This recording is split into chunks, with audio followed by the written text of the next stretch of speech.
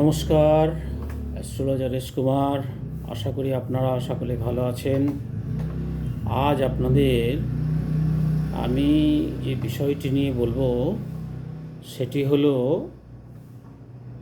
লগ্নপতি যদি লগ্নে থাকে তাহলে কি ফল আপনারা পেতে পারেন।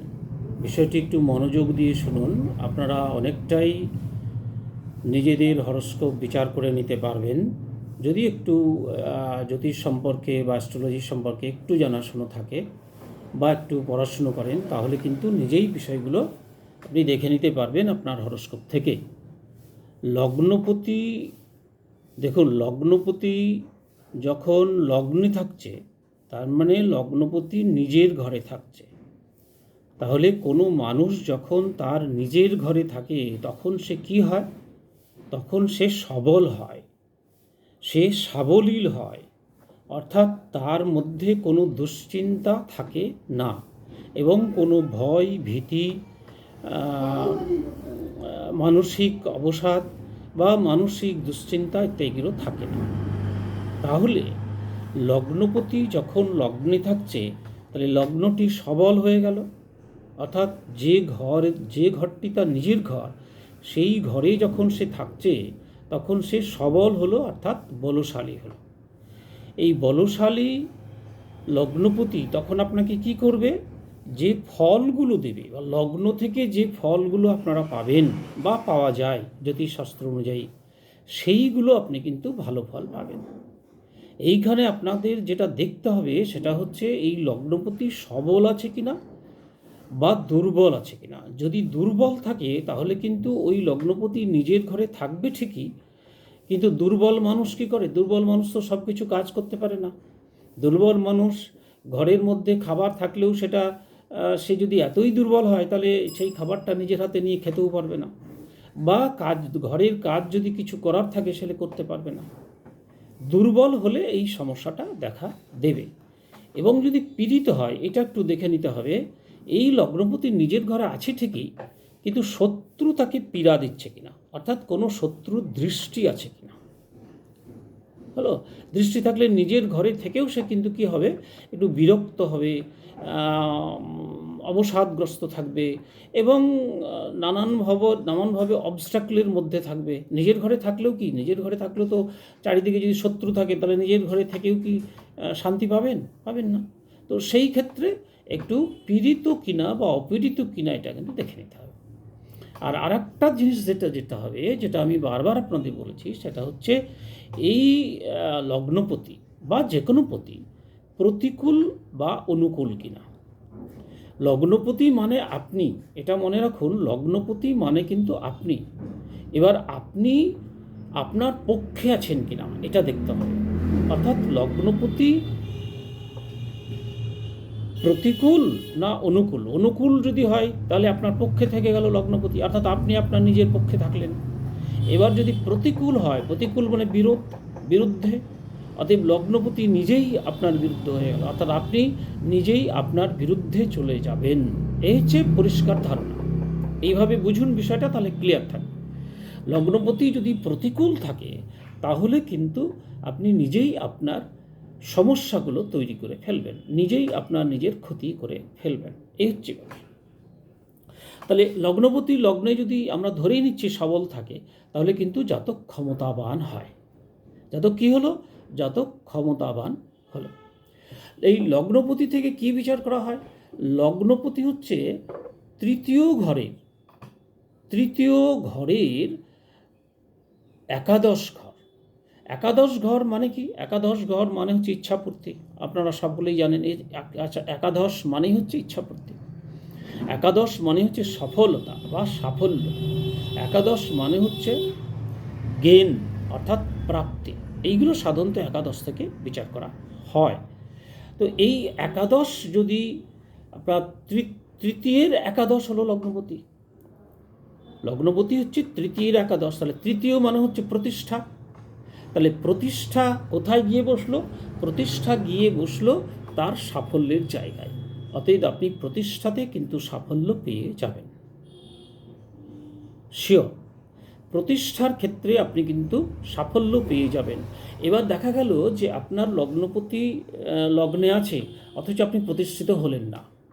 তখন তো আপনি বলবেন যে আপনি তো বলেছিলেন লগ্নপতি লগ্নে থাকলে প্রতিষ্ঠা হবে, আমার তো প্রতিষ্ঠা হয়নি। তাহলে আমি আপনাকে ড্রব্যাকসগুলো কি বললাম।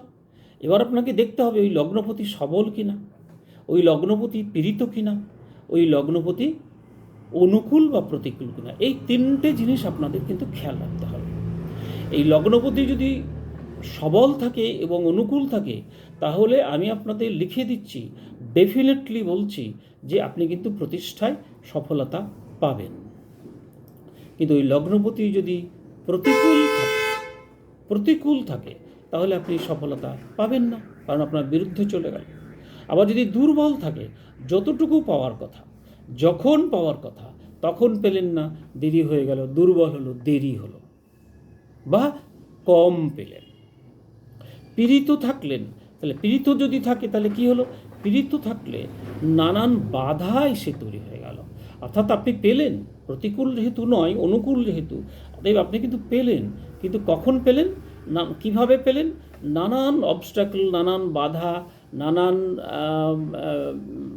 সমস্যার পথ পেরিয়ে গিয়ে আপনার ওই প্রাপ্তিটা হলো, বা আপনি সফলতা পেলেন প্রতিষ্ঠার ক্ষেত্রে।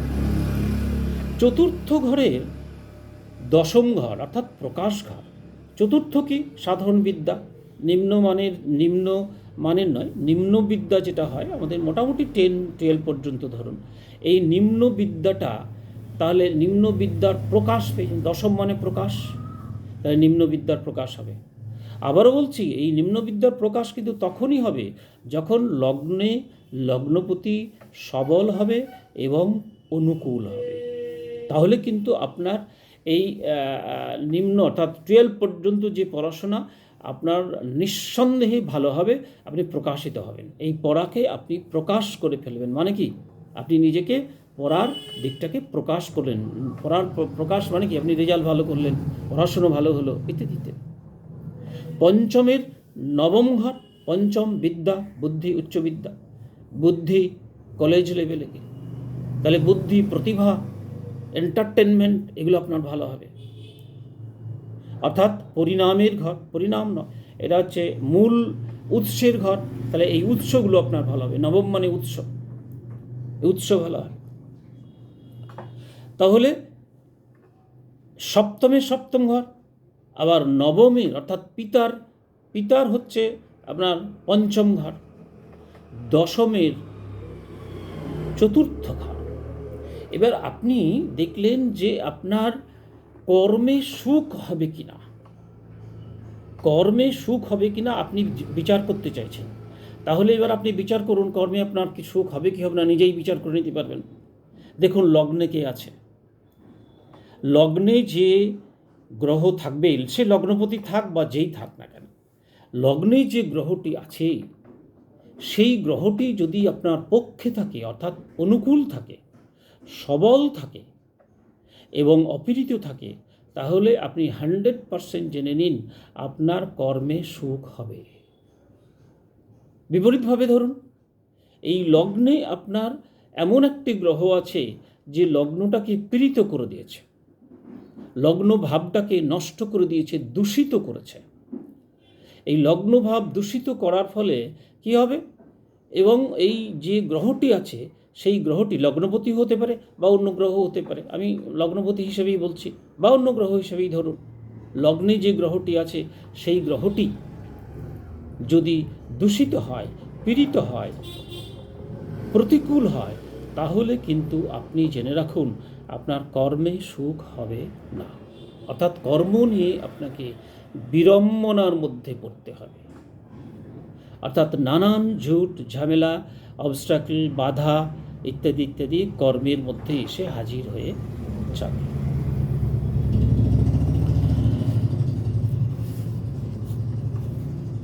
আবার একাদশ ঘরের তৃতীয়, তাহলে একাদশ ঘর আমরা কি বলেছি, একাদশ ঘর আপনার প্রাপ্তির ঘর, একাদশ ঘর হচ্ছে জ্ঞানের ঘর, একাদশ ঘর হচ্ছে সফলতার ঘর, এবং একাদশ ঘর হচ্ছে আপনার ইচ্ছাপূর্তির ঘর। তাহলে ইচ্ছাপূর্তির ঘর এবং তৃতীয় ঘর হলো তাহলে প্রতিষ্ঠা, তৃতীয় মানে প্রতিষ্ঠা। তাহলে একাদশের যত জিনিসগুলো যেগুলো বললাম, একাদশের এই জিনিসগুলো অর্থাৎ আপনার ইচ্ছা পূর্তি, আপনার সাফল্য, এগুলো প্রতিষ্ঠা পেয়ে যাবে।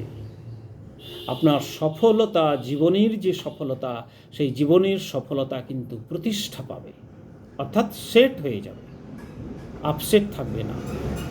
আপনার ইচ্ছা পূর্তি সেট হয়ে যাবে, ফিক্সড হয়ে যাবে এবং প্রতিষ্ঠা পেয়ে যাবে। আপনি যা ইচ্ছে করেছিলেন জীবনে পেতে, যদি গ্রহটি ভালো হয়, লগ্নের গ্রহটি ভালো হয়, তাহলে কিন্তু সেই গ্রহটি আপনাকে আপনার ইচ্ছার বাইরে গিয়ে অতিরিক্ত প্রতিষ্ঠা দিয়ে দেবে। আপনি কল্পনাও করতে পারবেন না, চিন্তাও করতে পারবেন না আপনি কি করে এই প্রতিষ্ঠা পেলেন। এই প্রতিষ্ঠা কী করে পেলেন, সেই উৎস ধরা আছে, রহস্য কিন্তু ধরা আছে আপনার লগ্নে কে আছে সেই গ্রহটি এবং লগ্ন স্থানটি। অতএব বুঝতে পারলেন বা বুঝতে পারছেন লগ্নের প্রতিভা, লগ্নের গুরুত্ব আপনার জীবনে বা আপনাদের জীবনে বা আমাদের জীবনে কতখানি। অতএব লগ্নটিকে ভালো করে দেখতে শিখুন, লগ্নটিকে ভালো করে বিচার করতে শিখুন। আমি যেগুলো বললাম ভিডিওটি আপনি বারবার করে দেখুন এবং দেখে কিভাবে বিচার করলাম সেই বিচার পদ্ধতিগুলো আপনি করে করে আপনার হরোস্কোপে আপনি সেগুলোকে চেক করুন। দেখবেন আপনি নিজেই আপনার যে সমস্ত বিষয়গুলো আমি বললাম এগুলো নিজেই আপনি চেক করতে পারবেন। ভালো থাকবেন, আনন্দে থাকবেন, খুশিতে থাকবেন। আর আমার এই চ্যানেলটিকে সাবস্ক্রাইব করবেন, পারলে আমার এই চ্যানেলটিকে অন্যের চ্যানেলে একটু শেয়ার করে দেবেন। ধন্যবাদ।